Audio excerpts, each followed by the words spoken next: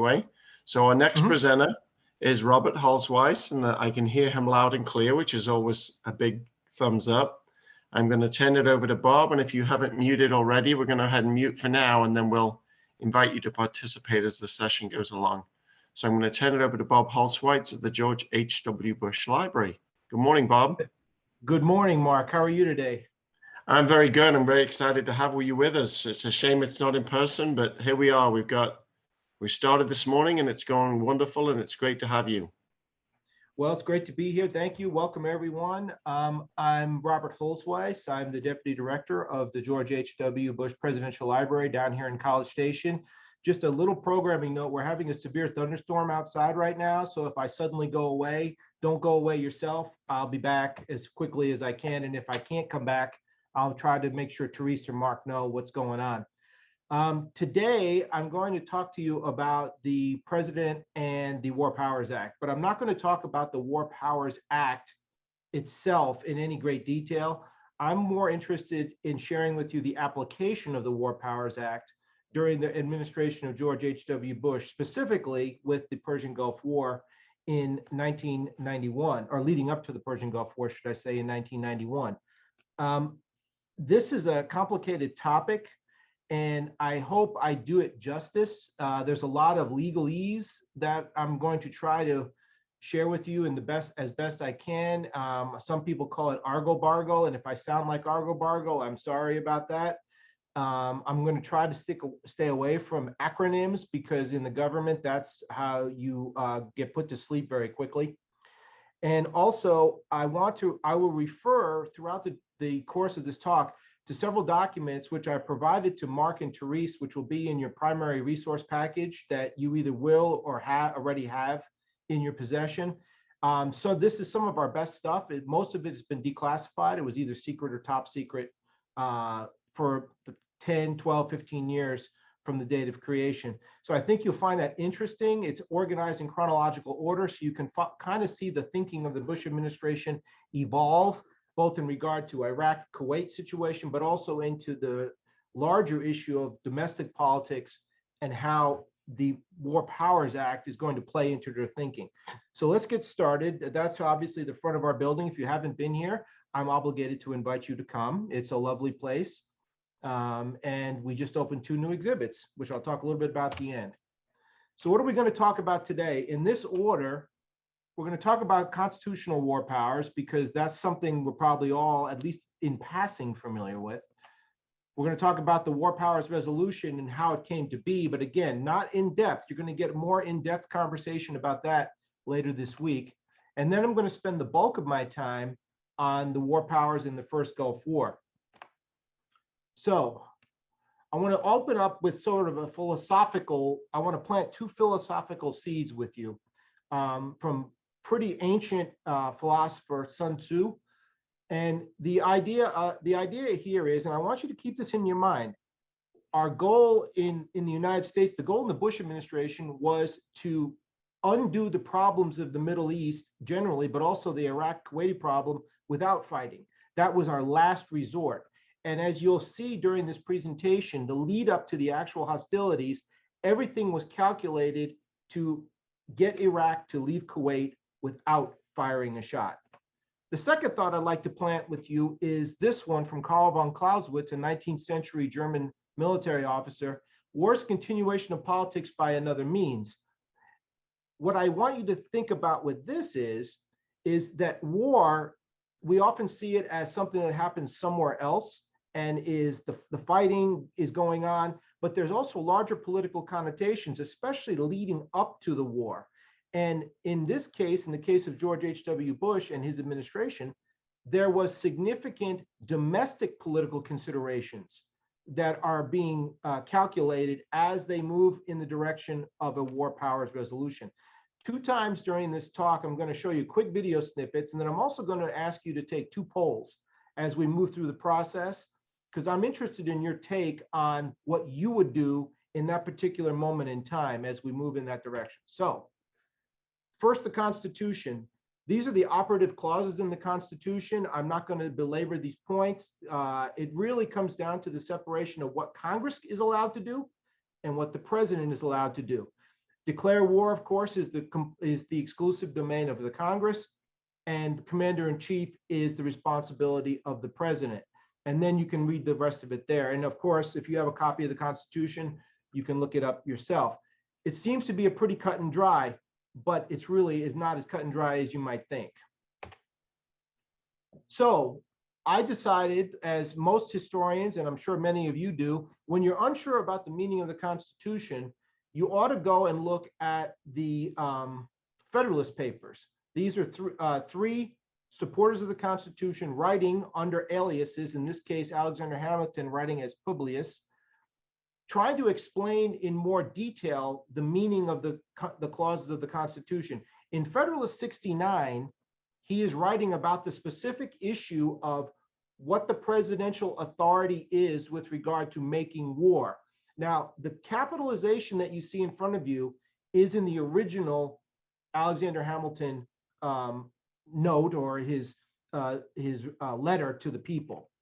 You'll notice that he makes a comparison between the King of England, and he specifically says that these three things, declaring, raising, and regulating, are things that the president cannot do.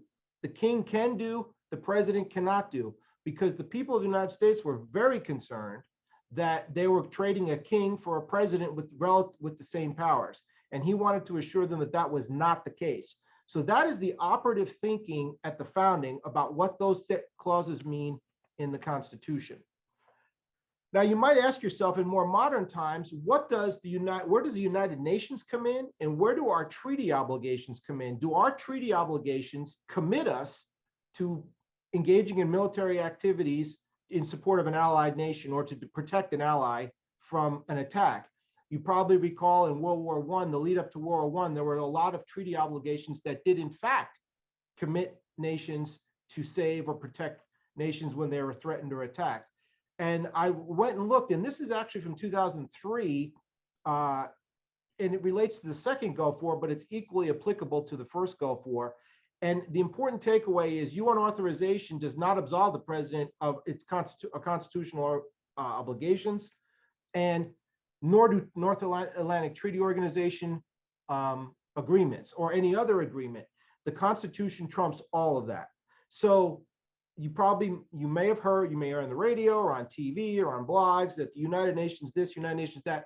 The Constitution is the law of the land as far as the president and the Congress go. I just wanted to clear that up in case there was any debate.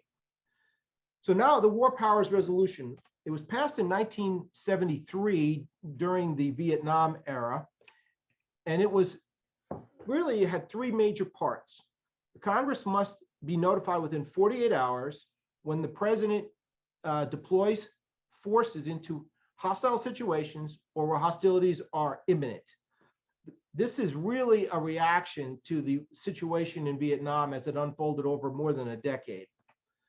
The second part is, if the president does deploy our military into action, after 60 days, Congress, he must withdraw them unless Congress provides a declaration of war or an authorization to continue the operations. So what the Congress is trying to do is put limits on the president's authority to wage war.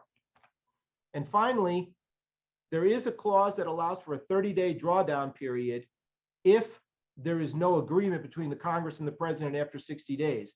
So if you're looking at the totality of time available from the beginning of hostilities, we're talking about 90 total days. Now let's turn our focus to what was happening in the Middle East. As a lot of people here at the Bush Library, researchers come in and they say Kuwait is a nice country in a very difficult neighborhood. And you can see from this map, there are a lot of much larger nations there, all sharing the same waterway, the Persian Gulf. And incidentally, the Persian Gulf is the Iranian name for it. The Arabian Gulf is what the Saudis and the Arabs call it. So for the purposes of our conversation, we'll just call it the Persian Gulf because that seems to be the more common terminology. You'll see that Iraq is much larger than Kuwait.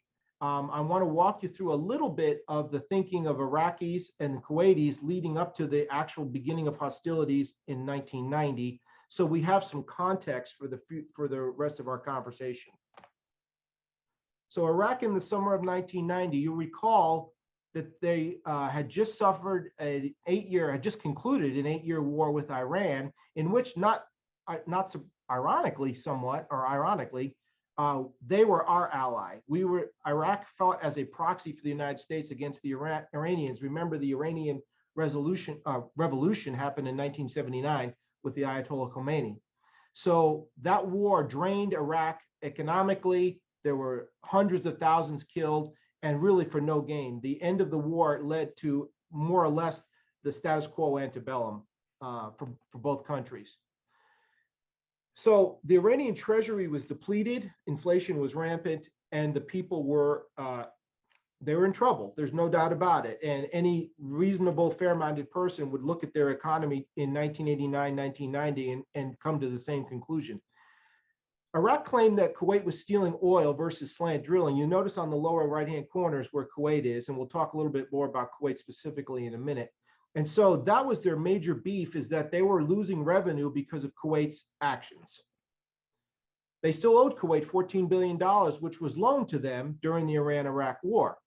So they were also on the hook directly to Kuwait for loan repayment. And finally, they argued, and correctly actually, that Kuwait was overproducing oil, which was lowering prices and hurting Iraqi profits. This is something that really involved a much larger community of oil-producing nations in OPEC. And so they tried to resolve this in the OPEC context, and they were really struggling to do so. So this is where Iraq is kind of coming from in the summer of 1990. What about Kuwait? Their oil revenue for their country accounts for about 90% of the total economy. So I think we all can agree 90% is a pretty big number. They were heavily reliant on not oil, but maybe we could expand that out to hydrocarbons, because gas was also a big part of their economy. They were in fact producing more oil than was required or allowed by the quota limit estimated by OPEC. Here's an odd thing which I want to share with you, because it will be applicable later on. Only 20% of Kuwaiti citizens are actual born Kuwaitis. The other 80% are expats that are come from places like India, Bangladesh, and the Philippines. They do most of the heavy lifting in Kuwait, work in the oil fields, and work as domestic servants and cooks and run restaurants and all the other things. I've been to Kuwait, and I can attest that this is absolutely true. As a result of that, the unemployment rate officially for Kuwait is 0, because all Kuwaitis, natural-born Kuwaitis, receive money, royalty money from the government. So we have a situation in Kuwait where we have 20% of the population have an affinity to the country. The rest of them are essentially workers that are employed by the Kuwaitis to handle the less desirable tasks. Here's a little bit more of a detailed view of Kuwait on the eve of the war. It's a very small country. It's really only has one major city, Kuwait City. Everything else is pretty much a desert. There are no rivers in Kuwait, so all the water that they drink must be distilled from salt water. You'll notice to the north, there's Iran and Iraq and the Shatt al-Arab waterway, which is even today a source of contention between Iran and Iraq. Here's a map of the oil and gas reserves in Kuwait. You can see that it's a hydrocarbon-rich country, and you see that over on the right center is where they do all of their export to offshore oil platforms, transferring to super tankers. The gas fields are in red, the oil fields are in green. Now I'll talk a little bit more about the oil industry generally on the verge of the war. And if you think that oil is not an issue here, or you think oil is an issue, you are absolutely right. It is an issue for both the countries, both Iran and Iraq, but also for the larger world community. You'll see the Kuwait is here right in the middle at about 40,000 barrels. This is right on the edge. In 1990, you see it, they get pinched down to 0 because of the war right after 1990, but they've recovered since then. And you can see how the oil production generally is increasing in the United States. Even the United States has increased between 1988 and 2014. I won't go into all the reasoning why. I wanted to illustrate what Kuwait was happening with Kuwait. And this was a pretty good graph to show how they got pinched almost down to nothing. as Iraq was too. Now, I want to show you an interactive video. I'm going to try to, let's put it that way. You probably have seen these before, these moving charts. They're called world rankings. They do it for everything: religious affiliation, population, migration, economies, you name it. This one is on oil production. Now, you're going to have to bear with me as I transition from the slide deck to the video presentation. You'll notice Kuwait at this snapshot on December of 1989 is down at the bottom. This is the top 10, so it's in the 10th position. Iraq's not on there at all, and you see the Soviet Union, of course, still exists in 1989. So I'm going to transition, and then you can see visually how this is going to play out. I'm going to fast forward to 1:41, which is right on the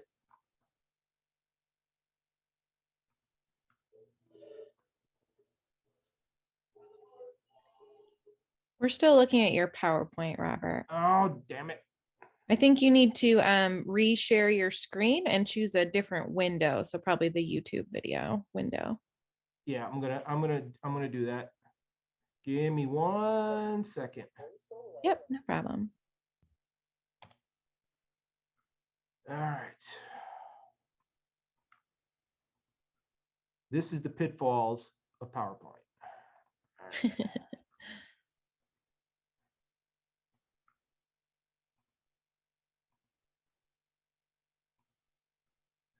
You still seeing my screen, correct? We are just seeing your PowerPoint. Yep. Okay, yeah. All right, give me one.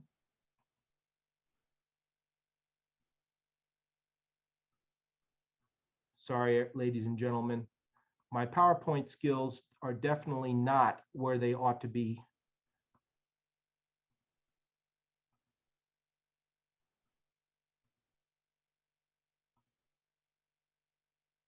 I'm reinitiating, and now, all right. All right, new share.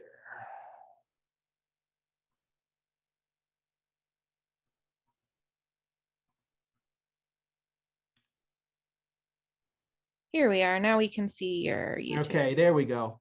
Now I'm going to fast forward. I'm sorry about that again. I'm going to fast forward it to 1:41 or 1:31, and you can watch Kuwait down here on the lower left move around. And when we get to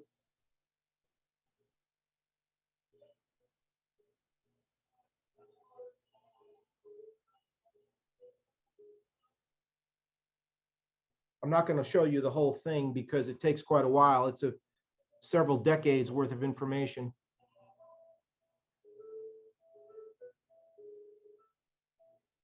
Here we go with the 91 war. Kuwait's gone, Iraq's gone.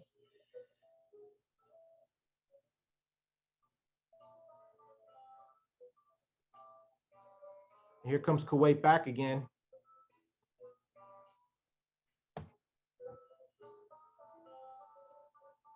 And they're going to hold in that position for quite some time. And it's going to remain relatively stable. So I just wanted to see if I can do that. And you're seeing my current slide again? Yep. Thank you very much. No So problem.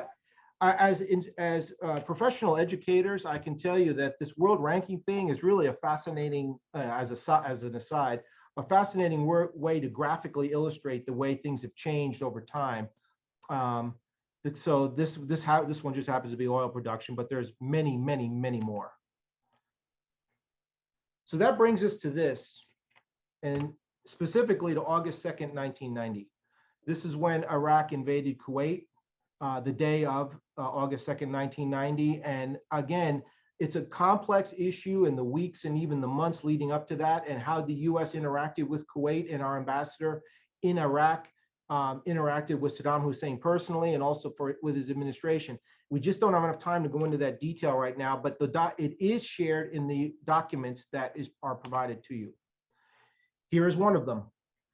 This is a declassified memcon of a meeting that was held by the National Security Council. You'll notice the time, 10:15 p.m. to 2:15 a.m. Washington time. This is as soon as we found out about the invasion, they convene the meeting, and this is when they do what we call a roundtable, and they start off with the CIA intelligence briefer. They move to the State Department. This document's actually 6 pages long. They go department by department, and then they have discussion. And so the entire document, of course, is provided in your packet. You'll notice there's some unfortunate redactions on there. That's not us. That's the agency that created the information, does not want it released yet. But you'll see the point of this document is at the very beginning of the situation, and we didn't know much about it. Even the CIA was saying, this is what we know. There were border probes into Kuwait. Iraqis were in Kuwait City, and now they landed at the airport. What do we do?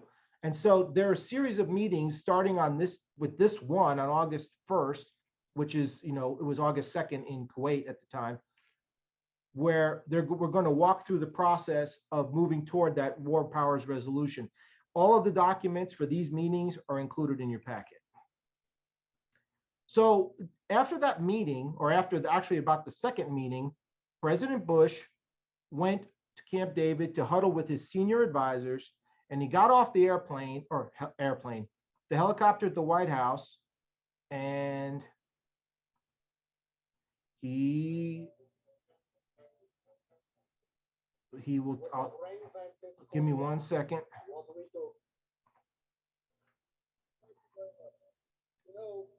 I don't get, again, I'm trying to get to a video for you.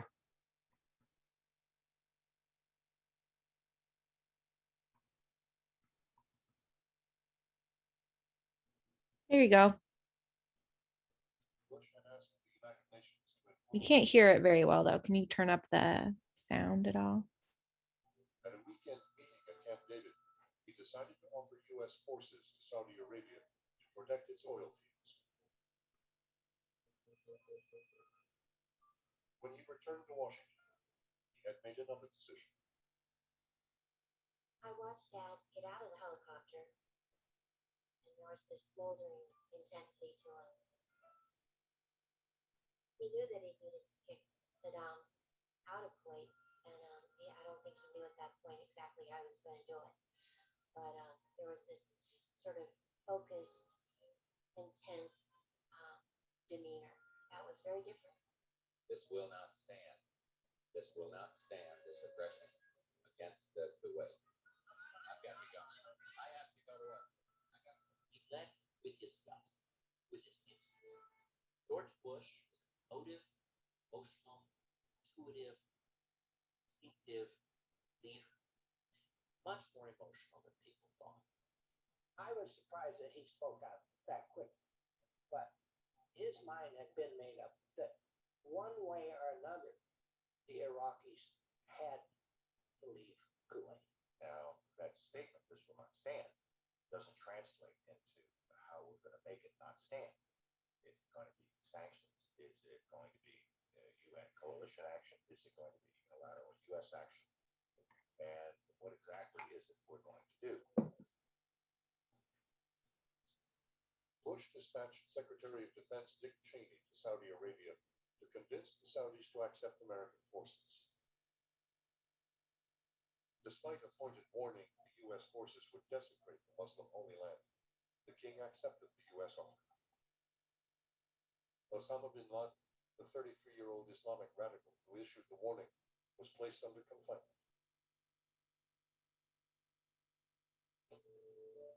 The operation to protect Saudi Arabia was called Desert Shield.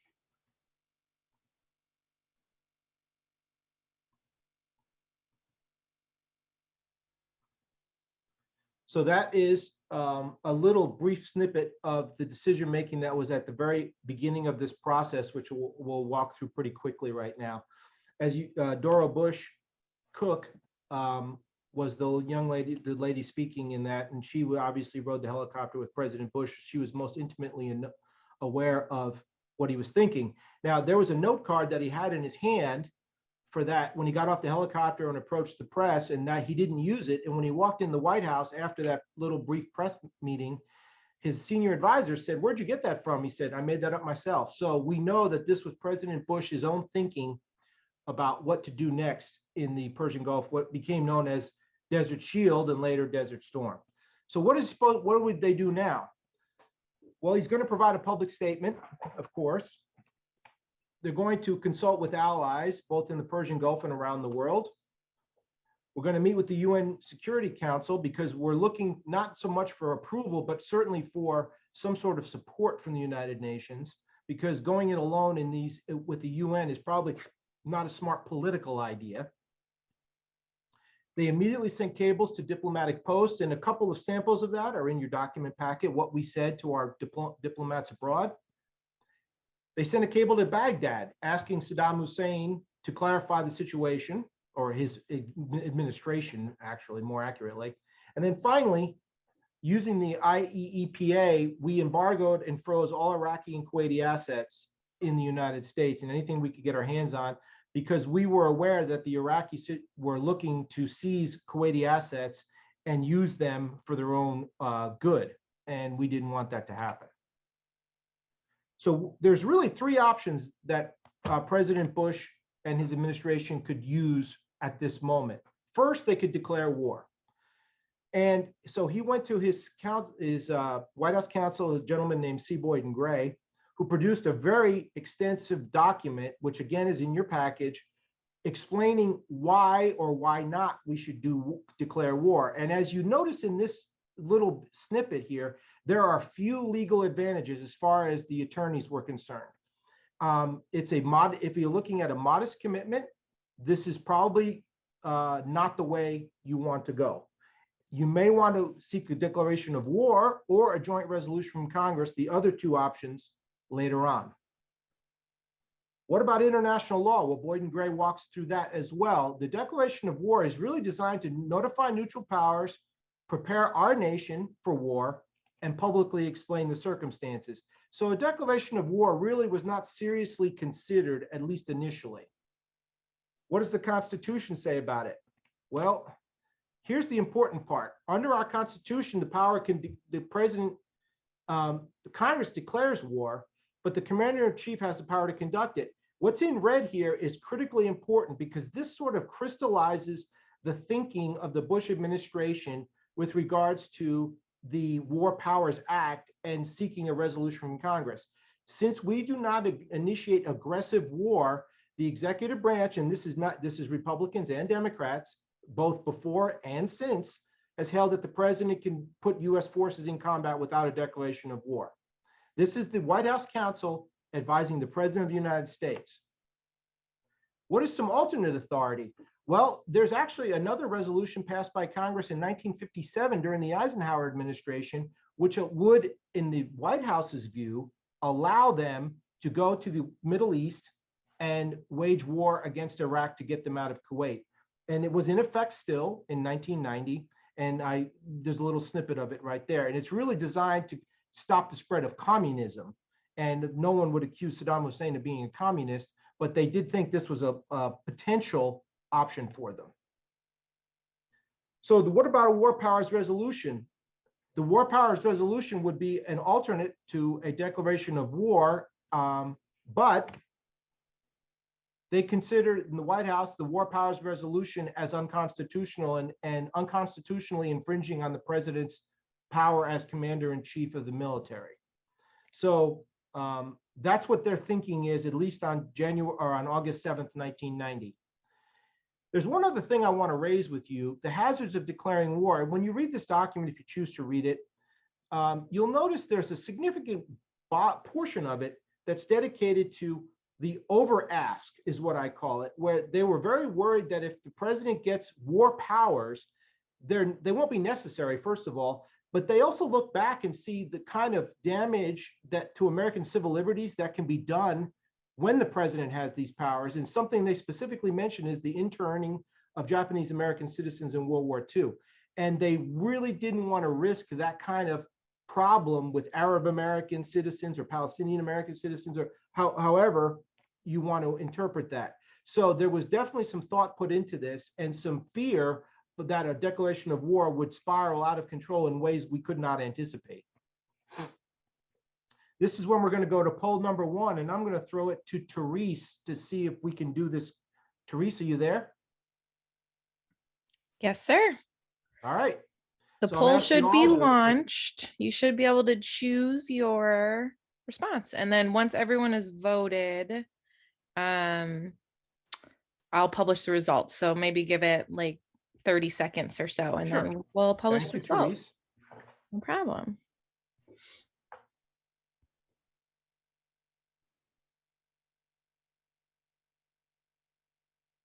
All right, we've got about half of people who have voted. So if you haven't voted, go ahead and make sure, you know, we're front and center here and click on your response. Fascinating. I was hesitant to do polls because this is such a recent action. Most people remember it and they know what the end result was. So I'm glad that we're getting some different actions here. All right, I'm going to go ahead and end it, and then everyone will be able to see the results. All right, here we go. Okay. Fascinating. So obviously UN, I figured that was about 20%. The coalition won outside the UN. So those of you who voted for that probably know what ended up at the what turned out at the end of all this. Request a joint resolution from Congress. So you may know too that ultimately that's the direction they chose to go. So request a declaration of war, 4%. That would probably be the most formal way of doing it. But when you read that document, I encourage you to read that C. Boyd and Gray memo. I think you might rethink that approach based on the sort of the hazards that they've outlined. So thank you, Therese. Thank you, everyone, for participating. We have another one coming up later on in our talk. So Therese, thank you. Can you give it back to me? Yep, you should be good to go. I'm not. Oh, yeah. Okay. So what about the declaration of war again, the NSC advice? Now, this is the National Security Council telling the president the declarations of war have only been used for world wars where national effort was necessary. Lesser mobilization was done through the president's own authority. And they specifically raised the issue of Korea and President Truman. When you read this document, you realize they don't raise the issue of Vietnam and Lyndon Johnson, because that's what led to the War Powers Resolution. Truman's decision was controversial, of course, and Johnson did seek and receive the Gulf of Tonkin Resolution for military action in Vietnam. And then everything subsequent to Vietnam was on the president's own authority as commander-in-chief of the military, except for Lebanon in '93. And again, the NSC, like the council's office, it thinks that a declaration of war is more than the president would need, and they argue against it. Now, what's the Iraqi view of the situation? As American citizens, we're probably used to hearing our side of the story, but what about their side? Well, there's a fascinating document in your package, which is a cable from Tariq Aziz, the spokesman for Saddam Hussein, where he goes through several points and argues that Iraq is justified in seizing Kuwait and making it another province of Iraq. I'm not going to read all this to you. I put it on one slide, mostly for informational purposes, to show you that there are two sides of every story. And the most important one, I guess, is the oil issue. But you'll notice down here at the bottom, they call it an American-Israeli plot to depress oil prices. Now, I think as reasonable people, we can probably assume that that's not true, but that's the angle they were trying to promote, because again, they were trying to promote nationalism and pan-Arabism against the United States. Now it becomes political, okay? As Operation Desert Shield unfolds, we move, the longer it takes, the more the Congress and the people of the United States want to know okay, this is great, what's the end game? And so President Bush has these three talking points, which he uses when he sits down to meet with senior members of Congress about what the next steps are. And he admits everyone's worried, the cost, and also that he's going to keep the lines of communication open. What doesn't he say? He doesn't say anything about going to Congress, asking for War Powers Resolution. He doesn't talk about anything about declaring war. Right now, he's hoping that pressure from the United Nations and sanctions are what's going to get Iraq out of Kuwait. This is interesting. This document is also in your packet from our current president, then Senator Joseph R. Biden, wrote a letter as chairman of the Judiciary Committee in the Senate, where he explains his views on the war powers the president has versus the war powers Congress has. And he makes a very strong and I think persuasive argument that the president really ought to come to Congress. And at the end of this letter, I don't have it here, he actually says, me personally, Joseph R. Biden, and many members of my caucus are very much in support of your actions. And if you just come to us, we'll say, yeah, we'll give you the authority to do what you want to do. Again, that's a 3-page letter, single spaced. It's in your package if you're interested. Considering the domestic political pressure that's mounting, President Bush decides to go to Kuwait himself, or it's actually Saudi Arabia, excuse me, and have Thanksgiving with the troops. Nothing really unusual about that, except he brings with him the bipartisan leadership of Congress. From left to right on your screen is Bob Michael, who was the House Minority Leader.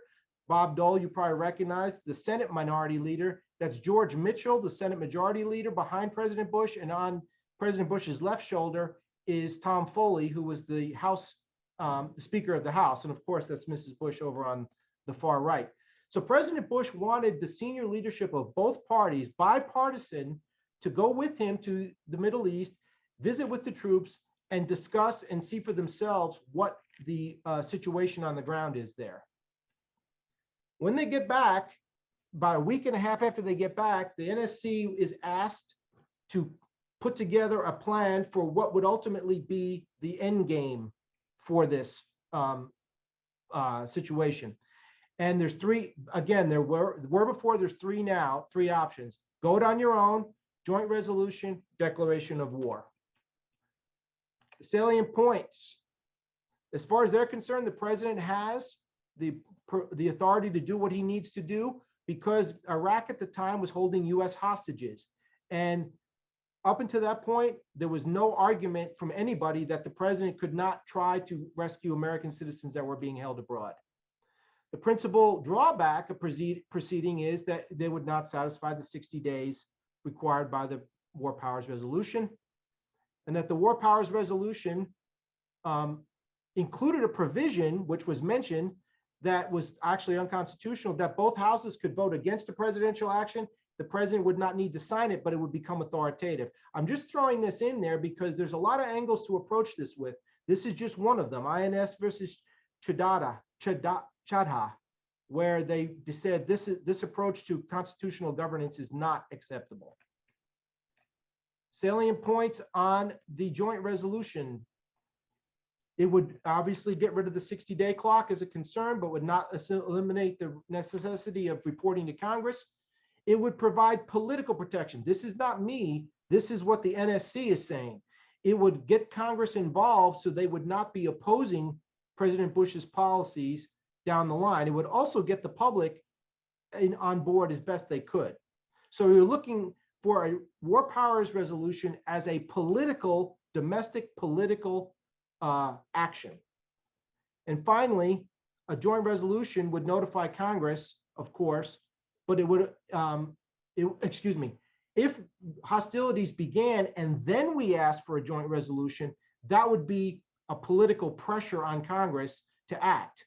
Because if they didn't, it would prove us right. And if they did, it would support us. Now, obviously, there's a slight chance that they wouldn't authorize it, which would be catastrophic. And this would be the first one. We could finesse the issue. We could press it, and that we had to accept the resolution, and we were acting on, it would be contrary to to the executive branch and the war powers view that it was unconstitutional, but they could attempt to finesse it if they needed to do it. In 60 days, Congress could wait, and they didn't want that. Congress could decline to pass it at all. And this would set up a constitutional crisis with the military engaged in combat. And then if they could act, they could adopt a joint resolution that would be more restrictive than the president would like to enjoy. Now, in order to force the issue on the congressional side, they several members of Congress, actually 53 members of the House and 1 member of the Senate, filed a lawsuit in November of 1990, where they were demanding that the president consult them before he engaged in offensive military action abroad. The DOJ, the Department of Defense, defended the president and said this is a political question, which in fact it was. The plaintiffs lacked standing because nothing was actually happening. Their claim violates the traditional canons of jurisprudence. And then the proper allocation of war-making powers is not right because there is no war making. You can't make a decision on something that hasn't happened yet.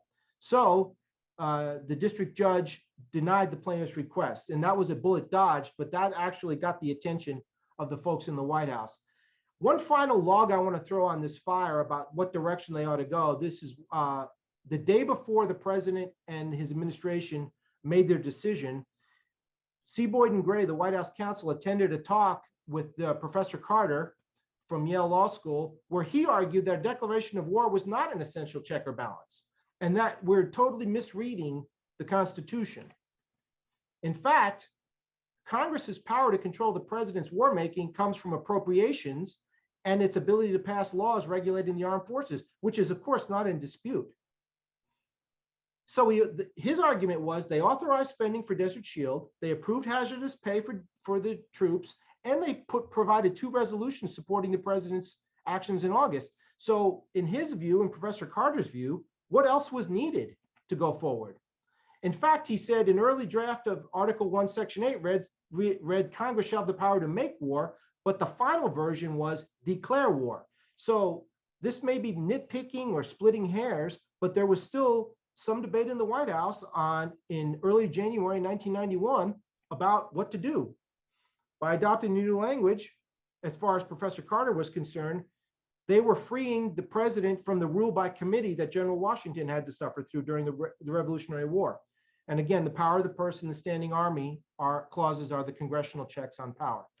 Finally, before we get to the conclusion of our talk, there's another domestic political calculations. November of 1990 was an election year. The 101st Congress was heavily tilted toward the Democrats, as you can see in front of you. This was up until January of 91. On election day, the Senate, the Democrats gained 1, the House, the Democrats gained 8, and the independents gained 1. And further, as a trivia matter, that was when Bernie Sanders was elected to the House, was in November of 1991. So the composition of the 102nd Congress was even more heavily weighted to the Democrats. Now, you may conclude from this that President Bush's policies were on the ballot in 1990, and some people, the Democrats particularly, said yes, they were. And so this put even more pressure on the administration to seek some sort of congressional approval for what was about to happen. Now, what about President Bush's popularity? Well, in July, it was at 60%, which I know nowadays may seem like an unheard of number. But in early August, after his initial actions with regards to the Persian Gulf, 74%. But then it dipped in November, right around election time, to 54%, mainly because gas prices were going up because the oil situation in the Middle East was so uncertain. But by early January, he was back up to 64%. I'd like to believe because he started consulting more frequently with the House and the Senate and showing that he was getting the Congress more involved in his decision making. Now we're going to go to our second poll. Based on all that, what would you do? Therese, over to you. All right. You should see the poll popping up for you, and you can choose your option. We'll give you like 30 seconds to choose, so don't miss your chance.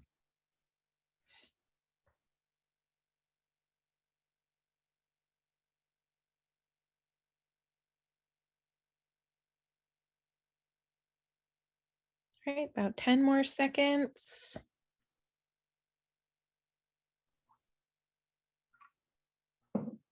All right, I'm going to go ahead and share these results. You should see them up on your screen.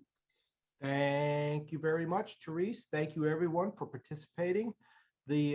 Obviously, 62% of you think that a joint resolution is in order, and in fact, you would be correct. I won't read, obviously, this is in your packet too. On January 8th, the president sent a letter to Speaker Thomas Foley, asking for a joint resolution seeking authority to wage war in the Middle East. Now, when you read this letter on your own, you'll notice there's some caveats in here, and the president's trying to box them in. That's not part of our conversation, but that's certainly something the president had on his mind. So why did he do it? He realized that UN Security Council Resolution 678, which was passed on November 29th, gave the Iraq a deadline of January 15th. And it didn't seem like Iraq was going to react to that UN deadline. So he thought on January 9th, it might be appropriate to seek congressional authority, because ultimately he started to conclude that military action would be the only way to get Iraq out. About the time they asked, there were about 500,000 troops deployed to Saudi Arabia and the Persian Gulf region. Senate Joint Resolution 2 was approved on the 12th by a vote of 52 to 47, which means he had some Democratic support. House Joint Resolution 77 was approved 250 to 183, same day. And then the HJR 77 was approved by unanimous consent after that, and the president got his authority. And he signed it on January 14th, one day before the UN deadline. As an aside, on June 29th, 2021, just 3 weeks ago or 2 weeks ago, the House voted to terminate this joint resolution and the one I mentioned earlier from the Eisenhower administration, which is still operative today, because they didn't want this president or any future president to use that as a reason to go back to the Middle East for whatever, for purposes that they don't agree with. So that happened just 3 weeks ago or 2 weeks ago. What was HR 77 PL 102-1? You'll notice it rolled all of the resolutions from the United Nations into the law, because they're speaking, as Congress said, we're speaking not just for ourselves, but for the world through the United Nations. And they explain in some detail that the US must use all appropriate diplomatic and peaceful means before they proceed with military action. It's specific statutory authority, of course, requires the president to consult Congress, which is something that the administration anticipated. And of course, you know the end of the story. This is a rather grainy shot of the parade at the conclusion of the war. And it's one of my favorite pictures we have on display here at the library, because it puts into perspective the proper place of the military and civilians. President Bush is on the left, and the military salutes him. He is a civilian, and that's the way Congress and the Constitution set it up in the way it ought to be. So thank you very much. I want to take 1 second. I know we're right on schedule or a little close to it. If you're interested in any of our programming, that includes Gulf War programming, of course, we have a Premier Educations page on our library website. We have apps that you can give to the kids. They're fun learning game apps that we've developed. These are some of the programs we have. They're available online, so even if you can't get here, you certainly can make use of them. And finally, if you want to follow us, you can go to bush41.org, and Dr. Shirley Hammond is our Director of Education, and probably some of you know her. So with that, I am 1 minute before my end time. So Mark, do we have time for a question? Oh, I see I have some chats. Certainly have time for questions. Yep. So go ahead and either type them in, or if you would like to unmute, we can do that too, as long as you don't have everybody talk at once. Lots of thank yous there, Bob, and I really appreciate it. That was great. Okay. Thank you. Thank you all very much. Let's see if we I can have get a question. Here we go. Go for it. Thank you. I have a lot of questions. I'm going to be asking questions throughout the week, but thank you, Mr. Holzweiss, for your discussion on President Bush Sr. I have a question regarding the Gulf War. In terms of the justification for the war, or the justification for declaring war, doesn't there need to be a preemptive strike in order to justify war against a foreign nation in terms of international law and the Constitution? And how was the president and Congress able to justify that? Was it in terms of protecting oil interests? What was their justification? Because we know come President Bush Jr., he will go to war with Iraq basically without regard to preemptive strike. We no longer hear about preemptive. The whole idea is, we can go to war even without an imminent threat. So what was the imminent threat with the first Iraq war or the Persian Gulf War? And where in the Constitution does that justify or not justify what we did? Okay, so the Constitution is very clear, and I didn't include this, but if we are attacked, you are absolutely right. The president has absolute authority to engage the military and without any congressional consultation. There's no debate about that. So the question is, how did that play into this situation? And the way they tried to justify it in the White House, and I only can speak for the White House, not Congress, is the American hostages were being held in Iraq and in Kuwait. So as far as the White House was concerned, they have the total authority to get American citizens and free them from captivity in foreign nations. Now, that may seem like a really thin reed to hang your argument on, and I think a lot of people probably thought that was the case back then. But the larger issue that I want to raise with you is, you recall that in 1989 the Berlin Wall fell down, and President Bush came up with the the New World Order kind of thing, and this was the first major international crisis since the end of the Berlin Wall, and so there was some thinking in the White House that this was going to set the template for future crises of this nature, and add in the fact that the oil situation, the oil production from the Middle East generally, not just Iraq and Kuwait, was jeopardized by this. And when he said this aggression will not stand, it really was boiled down in President Bush's mind to aggression of one nation versus another nation, and that's not right. And so we needed to do something in context of the international community. One thing I didn't go into any depth with on this was the personal diplomacy of President Bush, calling all of the heads of state of other nations to get them on board with a coalition, which ultimately waged the war as a coalition, which was another, again, it could be a thin reed, but that's how they justified it. This wasn't the United States versus Iraq, as he used like to say. This was the world versus Iraq. And this was the first major conflict of the post-Cold War era. So that's how they kind of justified it. We could debate that, at length. I don't think there is an answer, but that is the answer that they gave back then. Thank you, Bob. That was a great question, and it gets us back to our theme about the Constitution and the president. Any other questions? Well, thank you, Bob. We appreciate your time and your expertise, and I think we've had a great morning kicking off. Don't hang